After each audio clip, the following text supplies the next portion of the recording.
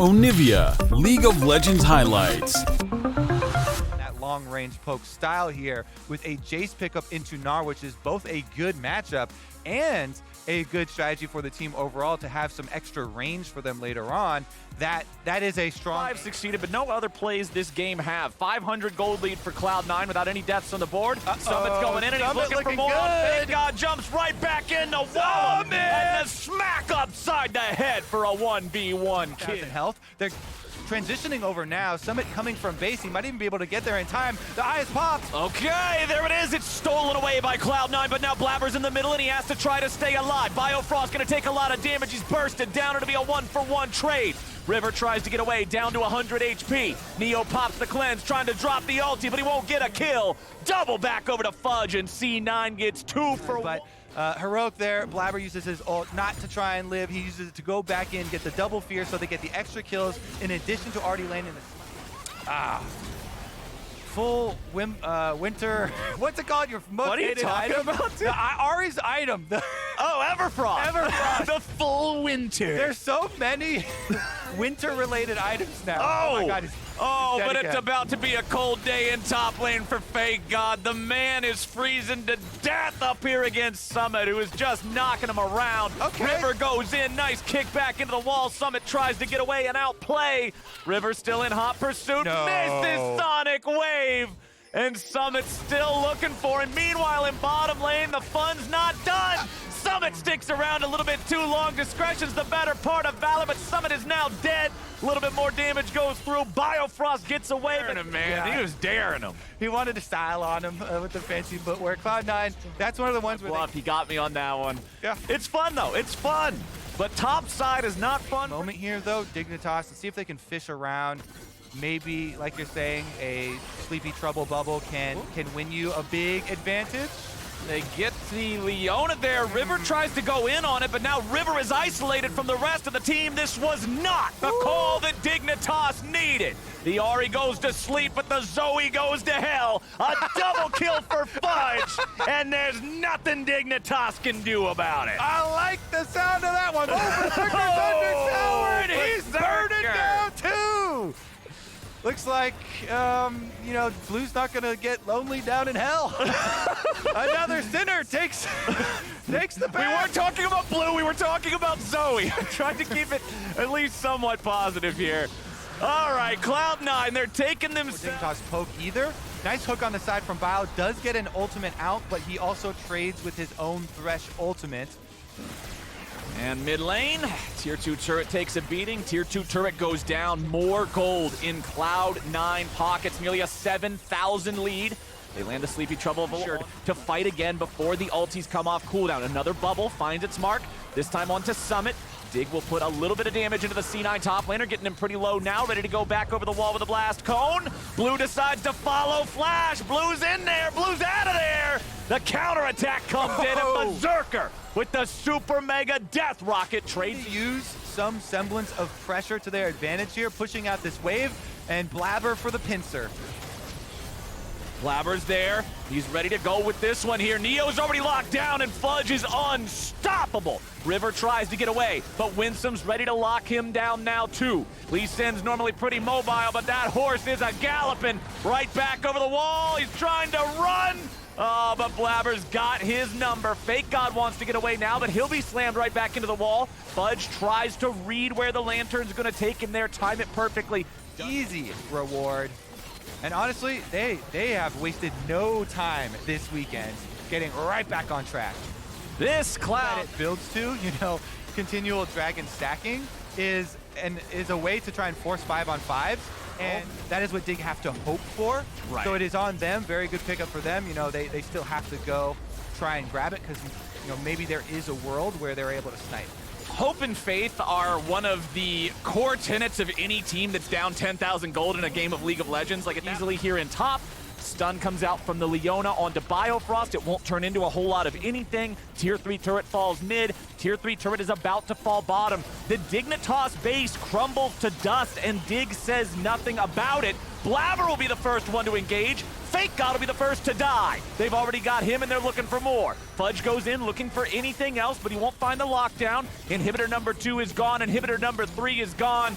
Dignitas just went silently into the night. Through level 7 with Lee Sin getting no ganks off. And so Hecarim is so happy in this scenario. Now he's even happier finding River. River gets away. No, he doesn't. I jinxed it. I'm sorry, River. I didn't mean to, buddy. Neo's trying to get out of this one now. He's got plenty of chakrams. Labber's still looking for the chance, seeing if maybe he can go in, trying to wait for those things to drop, but they last long enough to get Neo away to safety. But safety doesn't last very long in a situation like this. 5v4 for Cloud9 on the map. Remaining Nexus turret falls now. C9 pushing forward. Dig finds no safety, no solace, even in their own base. They'll get one at the very end. But Cloud9 stomped this. Advance here into the jungle pool. It doesn't really hurt Pridestalker at all. He's still able to pick up the Xin.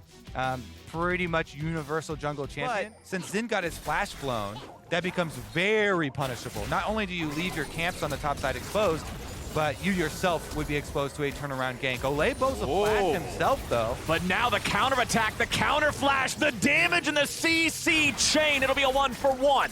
Lost gets excited with the kill on the enemy support, but Hansama's the one with the support play and recognition of his surroundings that I love to see. Now he's gonna find a death sentence, flayed right back into some flame chompers. Lost gotta be a little bit careful here. The damage goes out, Lost gets excited, and Ole sets it up again. He's gonna do that, so it feels very good for Pridestalker here, considering his flash was blown early, and so he just went ahead, is gonna give you that dual purpose. You can either make the exciting play that we're looking for or save it for defensive purposes. They gained by that trade for a Blaze going bottom and having to pick up the wave second. Now that they've kind of reset it, the wave crashing into top side, it's just a fight over the jungle camp. Santorin gets that one. Oh, Santorin steals away the Gromp, but now they're looking for the fight itself. Pridestalker's in the middle of everybody, trying to stay alive with the ulti, but Team Liquid's able to pile in. Bwipo's being focused, but Licorice is being focused harder. Team Liquid has already found themselves a couple of kills. Can they get one more? A Blaze Olive stuck underneath the turret. Bwipo's taking the aggro, and he's in, he's out, it's all done. Team Liquid is the fact that Team Liquid is just one of those squads you've always got to respect in these medium-sized skirmishes. 2v2s, 3v3s. Santorin coming down here to force a bit of a 2v1. Licorice with the flash away. Bwipo with the flash follow and the Spectral Maw. He's got to get away from the turret aggro now. Santorin's going to be stunned up, but Onslaught of Shadows will take Licorice down. Yeah, a little messy, but they do get it. Because it took so much time, it allows Golden Guardians to push in here towards mid lane with their Rift Herald. Santorin going to get chased out as well. It was Super Mega Death Rocket from Lost that sniped Bwipo and made Santorin stand alone against the Golden Guardians mid lane. That little aside, Golden Guardians, big cross-map plays. That was insane, the accuracy there to get the snipe in flip. This is where they lose control of the game. No, I'm not trying to curse it. I am being honest, damn it. So the question that I want to pose to you, knowing their history, knowing how these games have gone before, what do the next 5 minutes, what do the next 10 minutes need to look like? Bwipo's gonna maybe get slammed into the wall, but now he gets away. Rampage coming out for Lost, but it'll be 1-for-1. Pridestalker wants to get out. Box gonna get dropped. Bwipo's nearly killed, down to 100 HP. Golden later on by having good trap combinations to get the most out of their headshots and try and use their extra range, but it is a lot more difficult. Licorice though, Mininar being attacked. He's getting collapsed on, but the rest of the Golden Guardians are here to try to respond. Pridestalker eating a lot of damage. He might just get bursted down, but the damage flies back over the wall, and they've got 1-for-1 so far. Bwipo's gonna die before he can reset again, but Lost has fallen, and that's all that matters. The Golden Guardians drop the ball, and it's Team Liquid picking up the fumble. Bjergsen flashes back away as a Blaze Olive is here in a 1v3. He'll do his best to try to win it. Hansama wants to get away, but a beautiful bounce for the kill.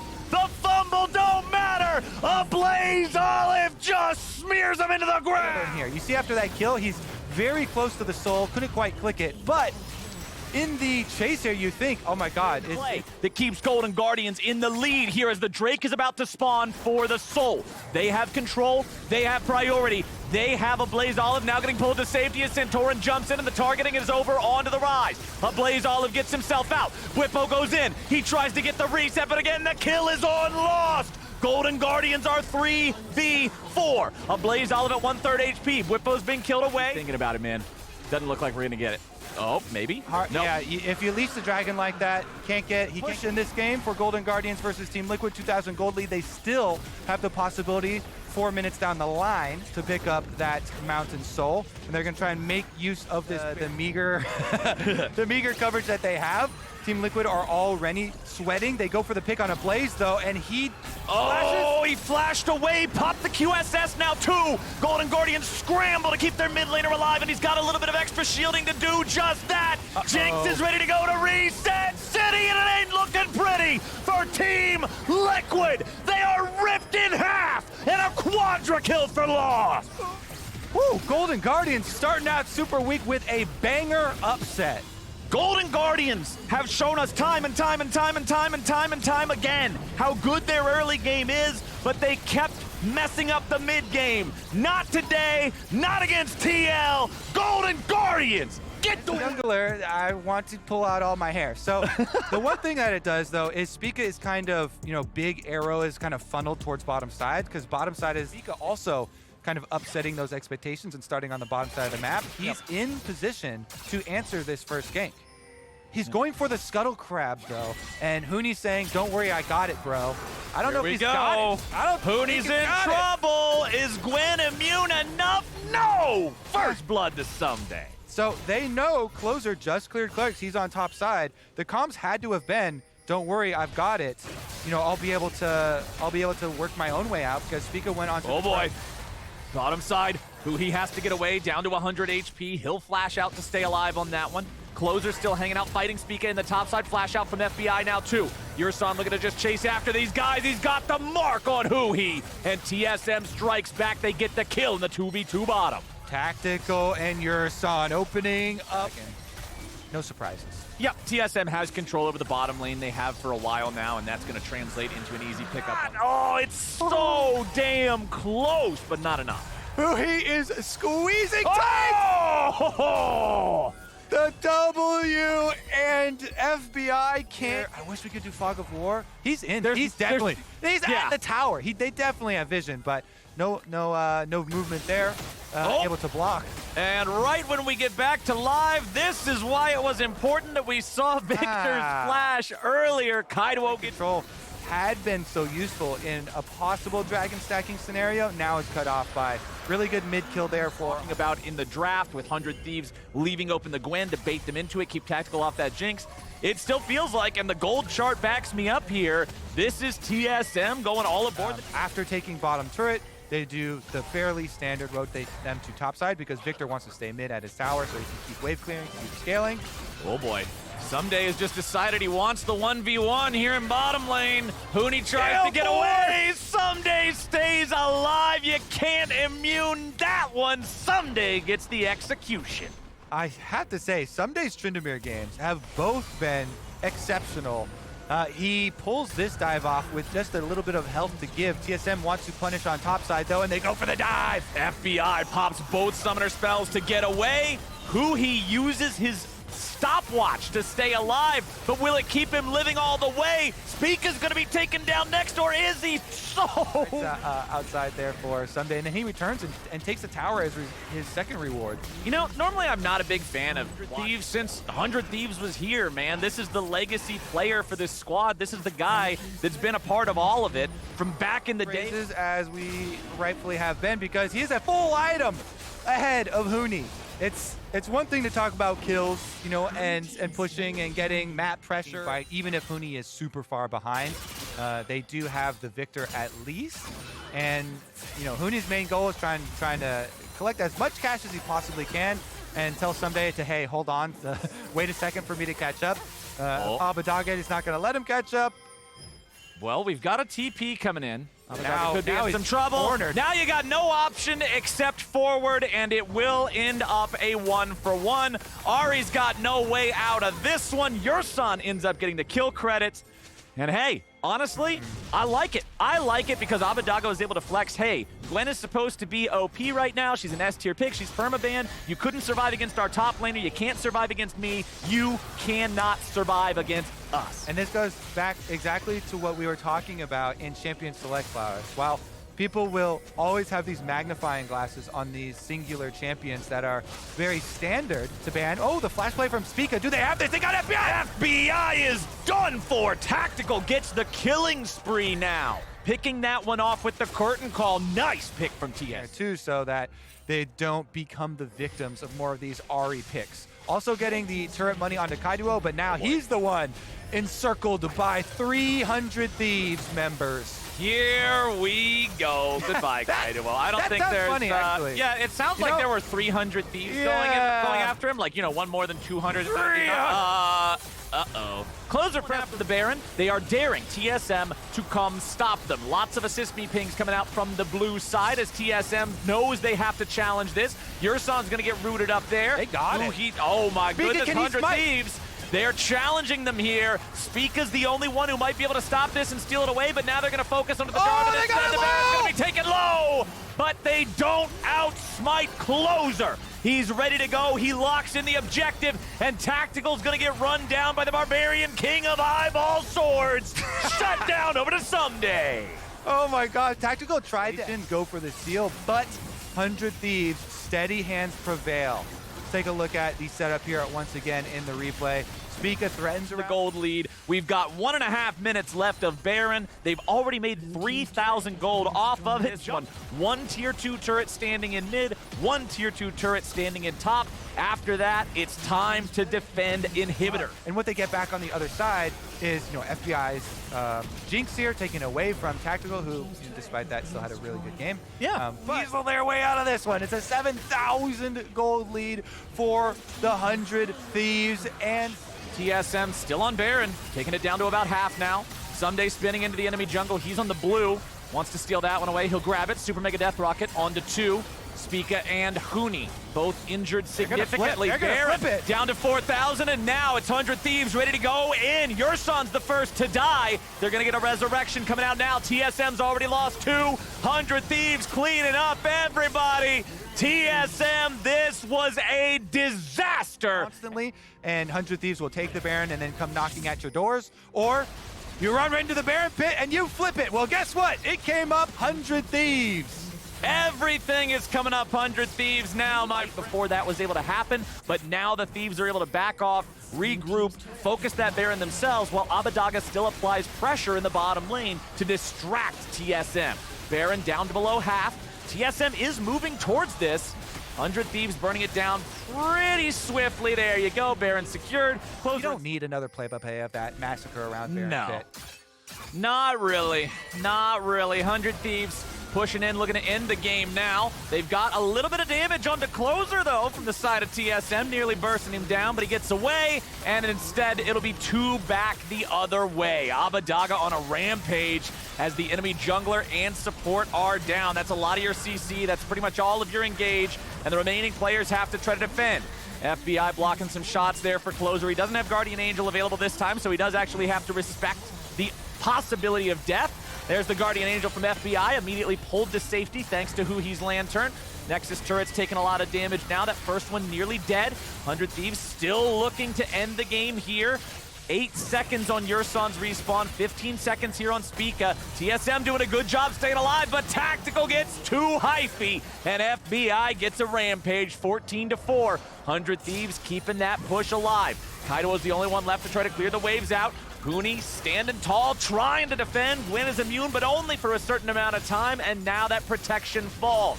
TSM defending this last Nexus turret. It is the only structure left here in their base besides the Nexus. There goes Spica. There goes TSM. 100 Thieves will pad the stats a little bit more. They'll even get the last little bit for the ace. Dove, if I have that correctly in my head, which was pretty brutal. But he is known for his GP, likes to do some of these more, get it sorted out, get something better in Doug Duo for sure. But this is going to be an exciting one, and you can see already, some aggressive plays down on that bottom side. They're trying to push, they're trying to play in their face, and they've actually caught this in.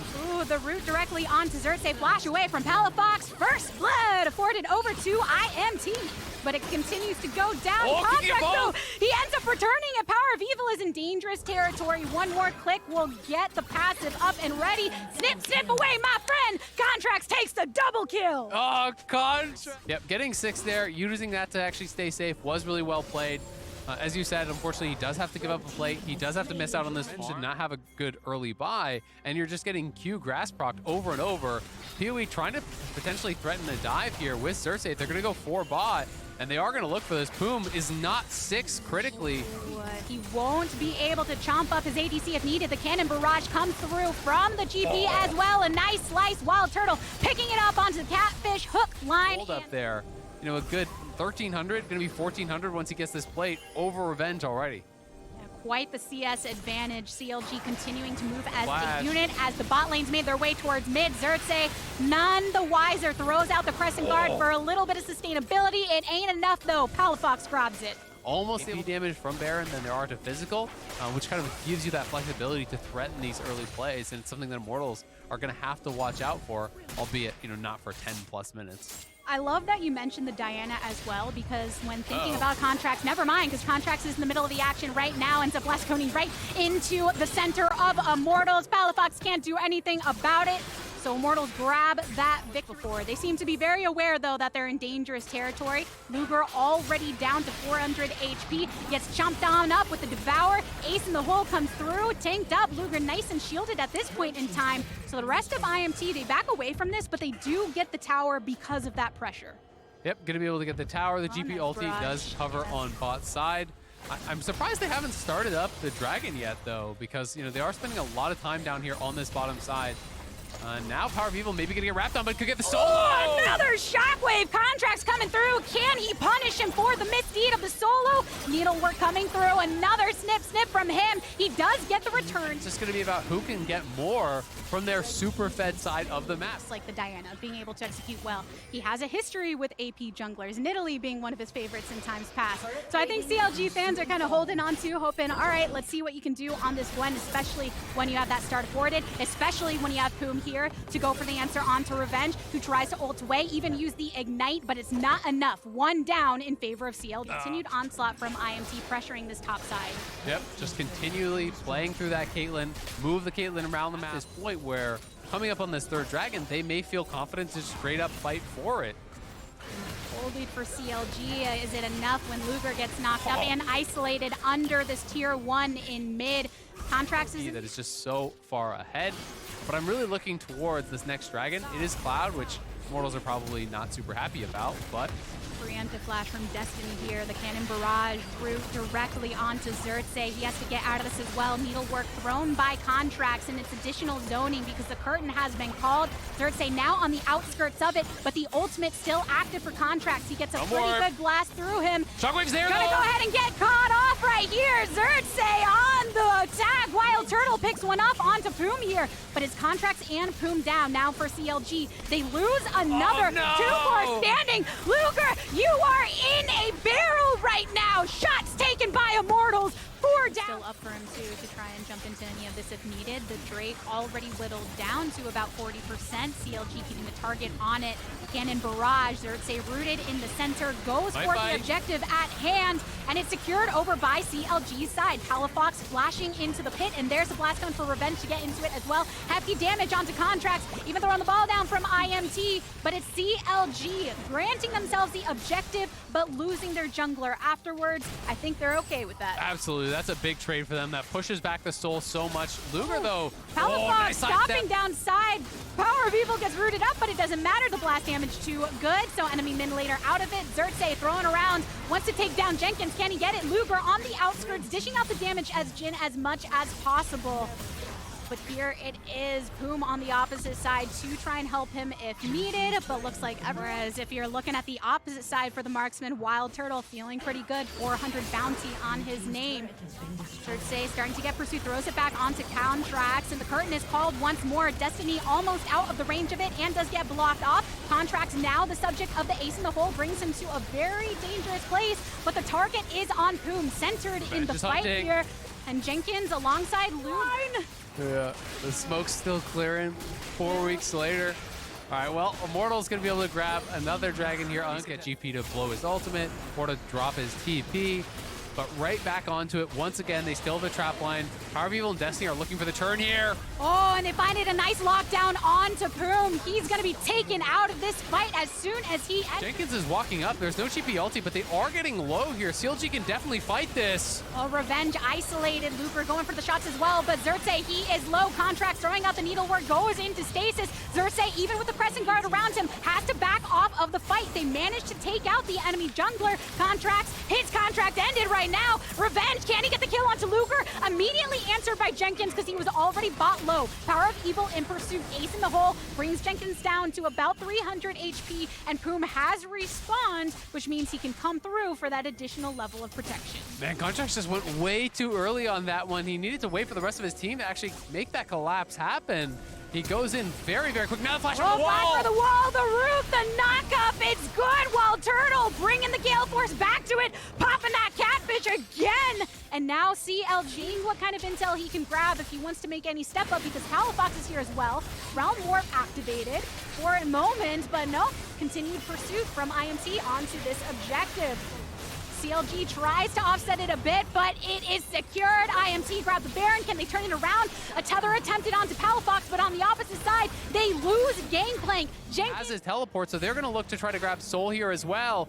Could they be caught out again? Poom and Luger moving as a unit, use a blast cone to get over. Luger flashing away, and under the protection of his turret is not enough. Devoured by Poom, who can keep him for a little bit of time. Revenge is taking up most of these turret shots, which ends up being his downfall. Contracts, though, also answered. Once again, Tom Kench taken out of it. So Immortals coming out on top with the Baron that they have, with the buff feeling good, taking down turret number 2 and bringing their power across the map. They're just going to keep on pushing here. Multiple members dead. It's up to GP now, and Jenkins can be caught. Xerxes, he's got his eyes on the prize. Jenkins brought down to 50% of HP. There's not much he can do against this onslaught. Luger, also squishy. Palafox, now on the retreat.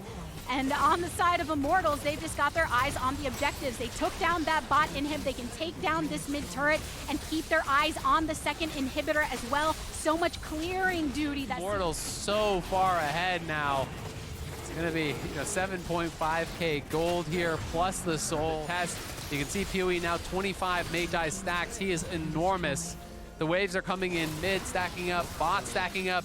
GP showed bot, so they're just gonna go walk up to the tower, take their third and hit for free. Ooh, the aggressive push forward from Xerxes is followed up nicely, and Poom again taken out, and Contracts even throwing out his ultimate. That stasis will only buy him a little bit of time, hoping that Luger can land some of the curtain call in the process, but none of it will chunk down IMT in the way that they need to. Revenge keeping his eyes over on Palafox, zoning him off completely, whereas IMT want to pressure Jenkins off of this as well. All of the inhibitors down. They can go for the push right now. 4 taken down. Luger only one standing. A fountain can drown you in all of the protection that you desire, but it is not a shield against the power that Immortals have. Pulling together a victory and making a statement against CLG. Immortals absolutely